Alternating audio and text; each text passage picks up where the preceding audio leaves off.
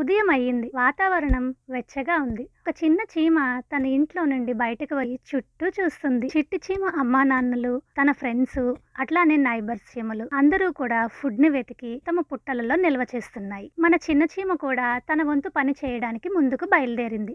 అప్పుడే తనకి ఒక గోధుమ పన కనబడుతుంది. అది తన దారిలో అడ్డంగా పడి ఉంది. అది చాలా బరువుగా, పట్టుకుంటే సూదిలా గుచ్చుకునే విధంగా ఉంది. అది తన ముందు చాలా పెద్ద గిల్వర్ లాగా కనిపించింది. దానినే మన లిల్లీపుట్ చీమ తదేకంగా చూస్తుంది. తనకి తనలో నుండి ఇట్లా వినిపించింది, ఇది చాలా పెద్దది, దీన్ని తీసుకువెళ్ళడం నీ వల్ల కాదు, అది తీసుకువెళ్ళాలి అన్న ఆలోచన మానే అంటూ వినిపిస్తుంది.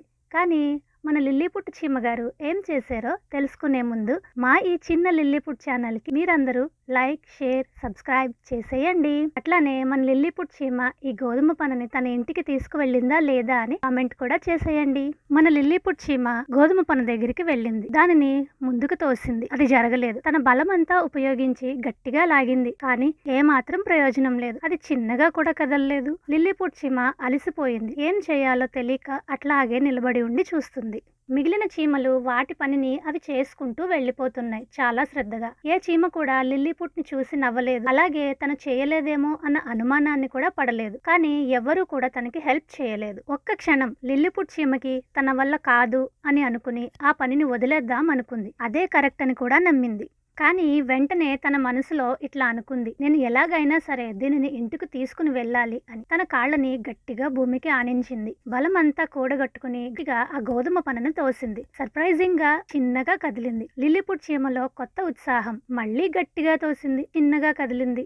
ఆ గోధుమ పన అలా కదలటం వలన లిల్లీపుట్లో కొత్త ఉత్సాహం. తను దానిని చెయ్యలేనేమో అన్న ఆలోచన మొత్తం పక్కకి పడేసింది. ఈసారి ఒక్కసారి ఆగి కడుపు నిండా ఊపిరి పీల్చుకుని మళ్ళీ గట్టిగా తోసింది. అది చిన్నగా కదిలింది. తన కాళ్ళు వణుకుతున్నాయి.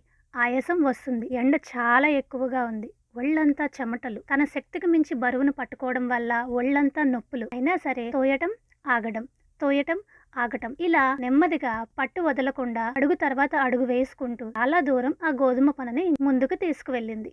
పాపం లిల్లీపుట్ చీమ దాన్ని ఎంత దూరం మోసుకు వెళ్ళినా తన ఇల్లు ఇంకా దూరంగానే ఉంది. తన శరీరం, మనసు అన్నీ ఇంకా చాలు, నీ వల్ల కాదు, వదిలే అని చెప్తూనే ఉన్నాయి. కానీ లిల్లీపుట్ మాత్రం అదేమీ పట్టించుకోలేదు. తన పని తను చేసుకుంటూ వెళ్ళిపోయింది. ఎక్కడా తన పనిని ఆపలేదు. ఇదంతా దూరం నుండి ఒక చీమ చూస్తుంది. సడన్ గా ఆ చీమ మన లిల్లీపుట్ చీమకి తోడయ్యింది. తర్వాత అలా ఒకదాని తర్వాత ఒకటి వచ్చి ఆ గోధుమ పనని పట్టుకొని ముందుకు కదిపాయి, వెనక్కి లాగాయి. మొత్తానికి చాలా కష్టపడి అందరూ కలిసి దానిని ఇంటికి తీసుకుని వెళ్ళాయి. లిల్లీపుట్ ఇంకా కొన్ని చీమలు అన్నీ కలిసి మనకి ఇవాళ రేపటికి ఇలా 1-2 రోజులకి కాదు, చాలా రోజులకి మనకి ఫుడ్ దొరికింది అని చాలా సంతోషంగా డాన్స్ చేస్తాయి.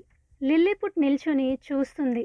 అలసిన శరీరం, కానీ ముఖంలో చిన్న చిరునవ్వు. తను ఈ పరిస్థితి నుండి ఒక కొత్త పాఠం నేర్చుకుంది. ఆ చిన్న చిన్న అడుగులు క్రమశిక్షణతో, అలాగే కొంతమంది సాయంతో చాలా పెద్ద పని అయినా సరే అది సునాయాసంగా చేసుకోవచ్చు అని.